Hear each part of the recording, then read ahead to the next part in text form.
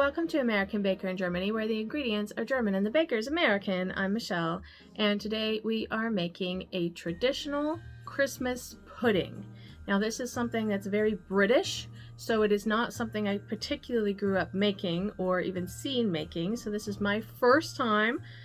I'm very inexperienced when it comes to making these, so I'm hoping we can get it right. But this is the kind of cake looking thing that you see in movies where they set it alight like that.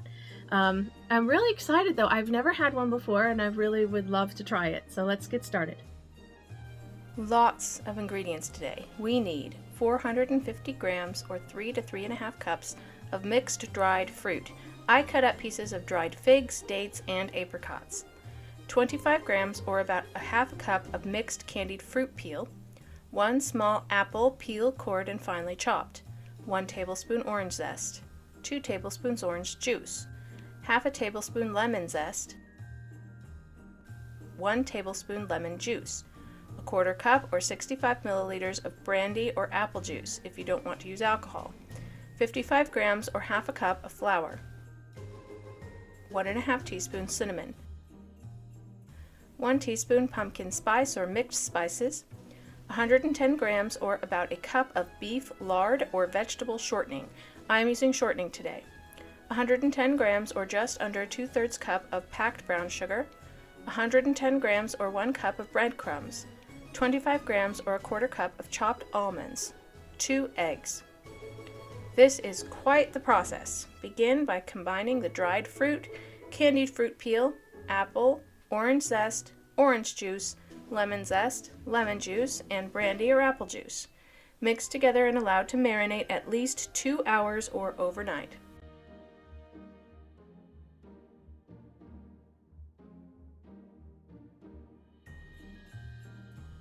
Then, in a large mixing bowl, combine your dry ingredients: breadcrumbs, brown sugar, flour, cinnamon, mixed spices, and nuts. Cut in the fat, either shortening or lard. I find this is easiest with your hands.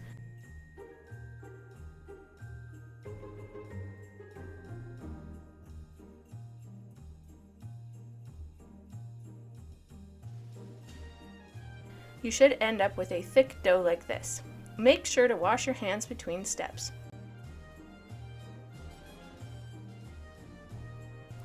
Pour in fruit, stir to combine.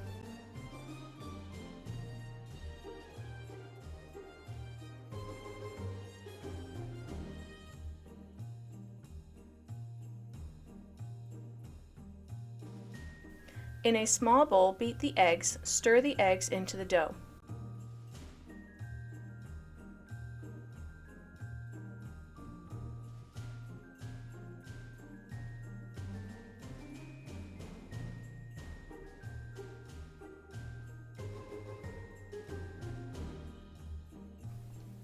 Now to steam the pudding.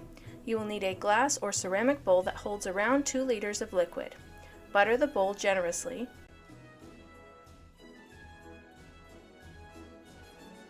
Spoon the dough into the bowl.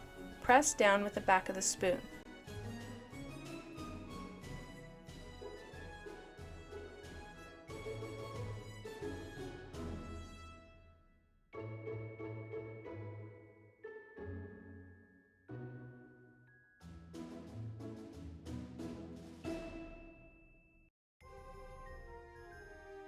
You will need a cover for the bowl. If the bowl doesn't have a lid like mine does, cover it with baking paper and aluminum foil. Another tip I read was to tie a string around it like this to make a handle to make it easier to pick up.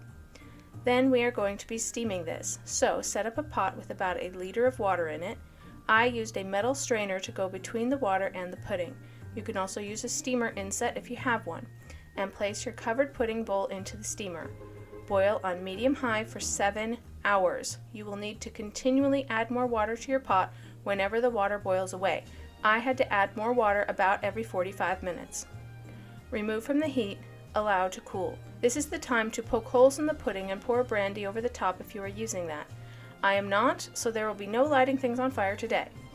Pudding can be kept in a cool, dry place for up to 6 weeks. I had to loosen the edges before it came out of the bowl.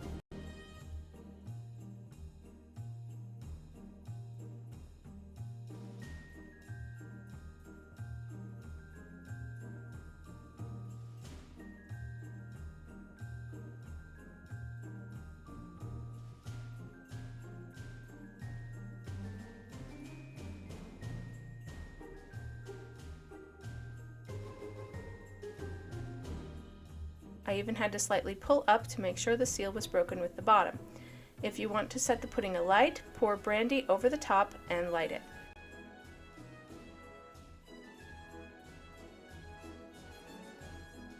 Cut the pudding into pieces. Pairs well with brandy sauce.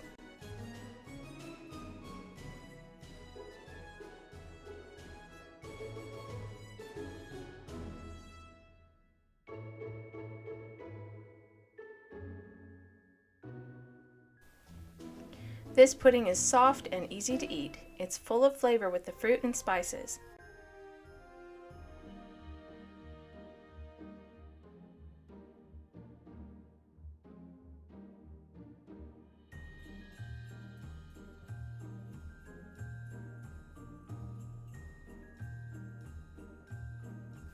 For more recipes and tutorials, visit our website at americanbakerin germany.com. We're also on Facebook and Instagram. Subscribe for more recipes. Hit the notification bell to be the first to know we upload a new video.